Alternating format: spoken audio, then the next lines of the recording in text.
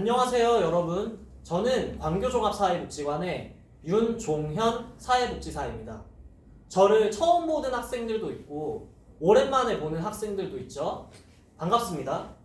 오늘은 제가 말씀을 한 구절 읽으면서 시작을 할게요. 디모데전서 6장 18절 말씀입니다. 선을 행하고 선한 사업을 많이 하고 나누어 주기를 좋아하며 너그러운 자가 되게 하라. 주님이 주신 가르침입니다. 선생님이 이렇게 간만에 얼굴을 내비친 이유는 여러분들에게 자원봉사란 무엇인지 그리고 나눔이 무엇인지 알려주고 싶어서예요. 여러분들이 그리스도인으로서 이웃들에게 나눔을 선물하며 선한 영향력을 전달하는 사람이 되길 바라면서 오늘 이야기를 한번 시작해 볼게요. 본격적인 이야기를 시작함에 앞서 선생님의 직업은 아까 말씀드렸다시피 사회복지사예요. 여러분, 사회복지사는 어떤 사람일까요? 여러분들은 사회복지사라고 하면 어떤 이미지가 떠오르시나요? 어려운 사람들을 도와주는 사람, 이라는 생각을 가장 많이 하는 것 같아요. 혹시 여러분도 그렇게 생각을 하시나요? 물론 맞습니다. 어려운 이웃들을 돕기 위한 활동을 하죠. 그런데 더 나아가서 말씀드리자면 우리 이웃들, 우리 지역사회가 행복할 수 있는 방법들은 무엇이 있을까? 그 방법들을 고민하고 실천해 나갑니다. 이를 통해서 저마다 행복한 삶을 살 수 있게 도와주는 역할을 하고 있어요. 이웃을 향해 따스한 손길을 뻗고 나눔을 베푸는 사람인 거죠. 그런 의미에서 오늘은 제가 나눔을 베풀고 있는 선배로서 여러분들에게 이야기를 전하고자 합니다. 자, 한번 앞에 화면을 볼게요. 자, 자원봉사의 의미예요. 여러분, 이 화면을 한번 볼까요? 무슨 한자일까요? 첫 번째는 여러분들이 왠지 알 것 같아요. 그런데 두 번째부터는 조금 어렵죠? 선생님이 정답을 알려드릴게요. 자, 스스로 자, 원할 원, 받들 봉, 섬길 사. 자원봉사라는 단어예요. 여러분들의 중고등학교 시절 빼놓을 수 없는 단어 중에 하나죠.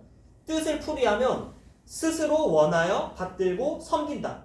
자발적인 의지로 남을 돕는 것을 말합니다. 여러분들도 봉사활동을 해본 적 있죠? 자원봉사는 특별한 일이 아니에요. 누구나 마음만 먹으면 할 수 있는 일이며 이웃과 사회를 위한 아름답고 보람찬 활동입니다. 그렇다면 이러한 자원봉사 활동에서 가장 중요한 가치는 무엇일까요? 바로 나눔이에요. 자, 여러분 이걸 한번 볼게요. 여기 빈칸에 들어갈 말을 한번 생각해 볼까요? 눈치가 빠른 친구들은 벌써 정답을 알 수 있을 것 같아요. 맞습니다. 지식을 나누다, 먹을 것을 나누다, 이야기를 나누다, 인사를 나누다. 지식도 먹을 것도 이야기도 인사도 전부 나눌 수 있는 것들이에요. 세상에는 나눌 수 있는 것들이 정말 많다는 것을 느끼셨나요? 그렇다면 여러분들은 과연 하루에 얼마나 많은 나눔을 실천하면서 살까요? 자, 함께 떠올려 봅시다. 평소에 무언가를 나눈 적이 있나요? 선생님은 오늘 안녕히 주무셨어요? 가족들에게 아침 인사를 하는 것으로 하루를 시작했어요. 정말 쉽죠? 나눔은 일상적이고 되게 쉬운 거예요. 자, 여기 나와 있죠? 자, 다음은 그 무언가를 나누었을 때 기분이 어땠는지를 한번 생각해 보는 거예요. 인사를 나누면 상대방도 나에게 인사를 하기도 하고 내가 먹을 것을 나누면 함께 먹으면서 대화를 또 나눌 수 있기도 하죠. 즐거움을 느낄 수도 있습니다. 이처럼 나눔은 즐거운 것이에요. 자, 한 가지만 더 생각해 보겠습니다. 받은 사람만 행복할까요? 가족이나 친구에게 선물을 나누면 여러분은 기분이 어떤가요? 좋아하는 모습을 보면 도리어 내가 즐겁기도 하고 큰 보람을 느끼기도 하죠. 그런 의미에서 나눔은 우리를 행복하게 만드는 소중한 것입니다. 그래서 선생님이 자원봉사에서 나눔은 빼놓을 수 없는 소중한 가치라고 이야기했던 거예요. 그렇다면 우리 나눔의 정의를 한번 살펴보겠습니다. 첫째, 하나를 둘 이상으로 가르다. 둘째, 음식을 함께 먹거나 갈라 먹다. 저는 첫째와 둘째를 보니까 콩 한쪽도 나누어 먹는다 라는 말이 생각나요.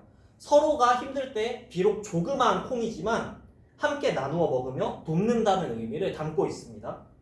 다음은 셋째, 말이나 이야기, 인사를 주고받다. 지금도 선생님이 여러분과 이야기를 주고받고 있죠. 예.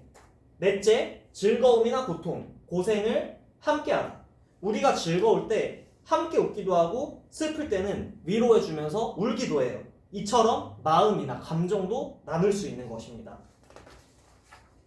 우리가 자원봉사 그리고 나눔에 대해서 이해를 해보는 시간을 가졌어요.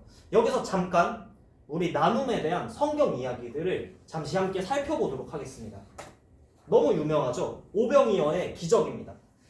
예수님이 갈릴리 호수 근처에 있을 때 많은 무리가 뒤따랐습니다. 날이 슬슬 저물어 갈 때쯤 제자들이 날이 늦었으니 사람들을 돌려보내고 무엇이라도 먹자라고 이야기를 했어요. 예수님께서는 제자들에게 뭐라고 이야기를 했냐면 모인 사람들에게 먹을 것을 나누어 주라고 하셨습니다. 하지만 제자들은 이 사람들을 다 먹이려면 한참 모자랍니다. 라고 하면서 난색을 표현했어요. 왜냐? 당시 그들이 가진 것은 떡 5개와 물고기 2마리였거든요. 그럼에도 불구하고 예수님은 사람들을 50명씩 모여 앉게 한 다음 감사 기도를 드리고는 제자들에게 떡과 물고기를 나누어 주게 했어요. 그런데 이 식량들이 어찌된 영문인지 여자와 아이, 성인 남성이 5,000명이나 배불리 먹고도 남은 것을 광주리에 담았더니 12광주리나 담았다는 겁니다. 이 일화는 우리에게 어떤 나눔 메시지를 주는 것일까요? 여러분, 이 예수님께 초기에 떡과 물고기를 주었던 사람이 누구냐면 바로 어린아이였어요. 배고픔에 서로 눈치만 보면서 아무것도 자기 것을 내놓지 않을 때 그 어린아이 한 명만이 떡과 물고기를 나누었거든요. 그 나눔을 통해서 비로소 기적이 일어나는 것입니다. 한 가지를 더 살펴볼게요. 유명한 일화입니다. 착한 사마리아인, 선한 사마리아인의 비유라고도 하죠. 어느 율법학자가 예수님께 질문을 합니다. 영원한 생명을 얻으려면 이웃을 사랑하라고 하셨는데 그 이웃이 누굽니까? 이 말에 예수님은 일화를 듭니다. 어느 유대인 상인이 길을 가다 강도를 만나 맨몸으로 길바닥에 널브러져 있다. 사제 레위인은 이를 보았으나 지나가 버렸다. 그러나 유대인들이 멸시하던 사마리아인은 그 상인을 보자마자 응급처치를 하고 여관에 돈을 내며 유대인을 돌보아 줄 것을 부탁한다.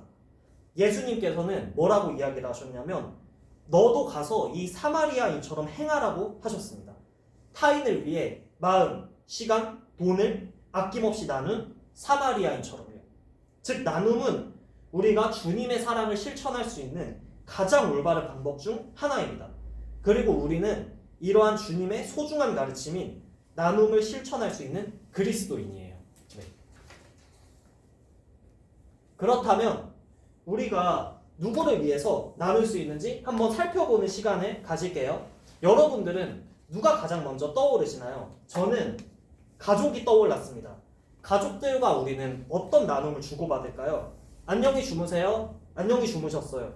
인사를 나누기도 하고 따뜻한 밥을 차려주시기도 하죠. 혹시 형제나 자매가 있다면 서로 놀기도 하면서 웃음을 나눌 때도 있죠. 가족은 내가 하루를 시작할 때부터 마무리할 때까지 항상 빠짐없이 나눔을 주고받는 소중한 관계예요. 자, 그럼 두 번째는 누가 있을까요? 네, 여기 보시다시피 친구가 있습니다. 머릿속에 어떤 친구가 떠오르시나요? 그 친구와 최근에 주고받은 나눔을 한번 떠올려 보세요. 친구와 함께 대화를 나누고 즐거움을 나눕니다. 방탄소년단 이야기를 하면서 행복을 나눌 수도 있죠. 선생님이 어제 내주셨던 숙제가 몇 페이지였더라? 공유하기도 합니다. 세 번째는 누굴까요? 세 번째는 장애인입니다. 선생님이 어렸을 때 시각장애인인 친구가 있었어요. 그래서 길을 가다가 위험한 곳을 발견하면 이야기해 주기도 하고 서랍에 있는 교과서를 꺼내다 주기도 했습니다. 그런데 선생님이 나눔을 베풀기만 했을까요?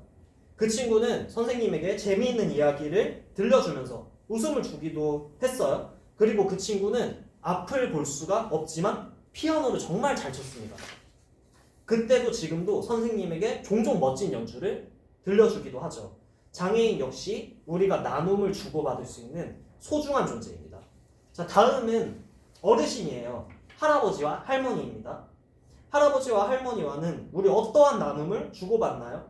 옛말을 하나 소개해드리자면 노인의 지혜는 박물관 하나와 비슷하다라는 말이 있어요. 어르신들께서는 우리보다 살아온 경험이 많으신 만큼 그 경험에서 우러나오는 삶의 지혜를 전달해 주시죠. 반대로 우리는 어떤 나눔을 베풀 수 있을까요? 저는 어렸을 때 할아버지를 위해 팔다리를 주물러 드리면서 안마를 해드렸던 기억이 새록새록 떠오르기도 하네요. 자, 마지막은 지역사회입니다. 어려운 단어라고 생각되실 수 있어요. 그러면 우리가 살고 있는 마을, 동네를 한번 떠올려 봅시다. 여러분이 등교를 하고 있다고 생각해 볼게요. 아침 등교길에 차가 정말 많이 보이죠. 차에서 뭐가 나오죠? 매연이 나옵니다. 자, 다른 한 가지를 또 떠올려 볼게요. 공원이 항상 깨끗하면 좋겠지만 가끔 이것이 나오기도 해요. 그렇죠. 쓰레기가 보일 때도 있죠. 그렇다면 우리는 우리가 살고 있는 지역사회, 우리 동네를 위해서 어떤 나눔을 베풀 수 있을까요? 차를 이용하기보다는 걷거나 자전거를 타고 또 주변의 환경을 위해서 쓰레기를 줄 수도 있습니다. 네. 자, 다음. 그렇다면 우리가 나눌 수 있는 것은 무엇이 있는지 알아볼게요. 여기 선생님이 하나 띄웠죠? 우리가 나눌 수 있는 것은 무궁무진하게 많지만 7가지를 알아볼게요. 첫째, 돈입니다. 돈을 나누는 것을 다른 단어로 바꾸면 뭐라고 할 수 있을까요? 기부, 후원이라는 단어 들어보셨었죠? 재작년쯤에 강원도에 화재 사건이 일어났었어요. 기억하실지 모르겠네요. 그때 사람들이 기부하는 모습을 많이 봤을 겁니다. 그 덕분에 강원도 주민들은 재난으로 겪은 시련과 고통을 이겨내는데 도움이 되었다고 해요. 두 번째는 음식입니다. 치킨, 피자, 여러분은 어떤 음식을 좋아하시는지 궁금하네요. 음식도 나누어 먹을 수가 있죠. 자, 세 번째는 재능입니다. 재능 기부라는 단어를 많이 들어보셨을 거예요. 여러분의 재능은 무엇이 있나요? 춤이라면 춤을 가르쳐 줄 수 있을 거고요. 그림 그리기를 좋아하는 친구라면 그림 그리는 것을 가르쳐 주면서 나눔을 베풀 수 있을 겁니다. 네 번째는 가치입니다. 이 가치라는 말을 풀이해 보자면 사람의 행동에 영향을 주는 바람직한 것을 의미해요. 제가 지금 여러분들에게 이야기하는 것도 하나의 가치를 전달하는 겁니다. 나눔이라는 가치를 전달을 하는 거죠. 다섯 번째는 마음입니다. 우리가 하는 어떠한 행동은 마음에서 비롯되는 거예요. 사랑하는 마음, 소중하게 여기는 마음, 아끼는 마음, 그 마음을 나누는 겁니다. 여섯 번째는 시간입니다. 우리가 어떠한 나눔을 베풀기 위해서는 시간을 내야 하죠. 친구의 이야기를 귀담아 듣기 위해 시간을 내고 재능 기부를 하기 위해서는 나의 소중한 시간을 내어야 하는 것처럼 말이에요. 그리고 선생님이 마지막으로 말하고 싶은 나눔의 수단은 지식이에요. 만약 여러분이 수학을 잘한다. 그런데 수학을 잘 못하는 친구가 있을 수 있죠. 그러면 그 친구를 위해서 수학을 가르쳐 줄 수도 있고 꼭 수학이 아니더라도 좋은 정보, 전달하고 싶은 지식들을 나눌 수가 있습니다. 네. 여기까지가 오늘 선생님이 여러분들에게 들려주고 싶었던 자원봉사, 나눔에 대한 이야기예요. 어떤 것들을 배웠죠? 자원봉사의 의미, 나눔의 의미, 나눔의 대상, 나눔의 수단, 많은 것들을 배웠어요. 성경에 있는 일화들을 보기도 했었죠. 그러면 선생님은 이만 여기서 말씀 하나를 나누고 마치겠습니다. 유명한 말씀이에요. 레위기 19장 18절 중에 있는 말씀인데요. 읽어볼게요. 내 이웃 사랑하기를 내 자신과 같이 사랑하라는 말씀입니다. 우리가 이웃에게 나눔을 베풀어야 함은 사실은 이 말씀 하나로 전부 설명이 된다고 생각을 해요. 선생님은 그런 의미에서 여러분들이 오늘 배운 것들을 머릿속으로만 간직하지 않고 열심히 기억하고 실천했으면 좋겠어요. 여러분들이 따뜻한 나눔의 손길을 뻗는다면 우리 사회는 조금 더 행복해지지 않을까요? 여러분들은 이미 일상 속에서도 나눔을 실천하고 있습니다. 그렇기 때문에 앞으로도 잘 할 수 있을 거예요. 선생님이 늘 응원하겠습니다. 항상 건강 조심하시고 하루빨리 얼굴을 볼 수 있는 날이 오길 바라며 오늘 이만 마치도록 할게요. 감사합니다.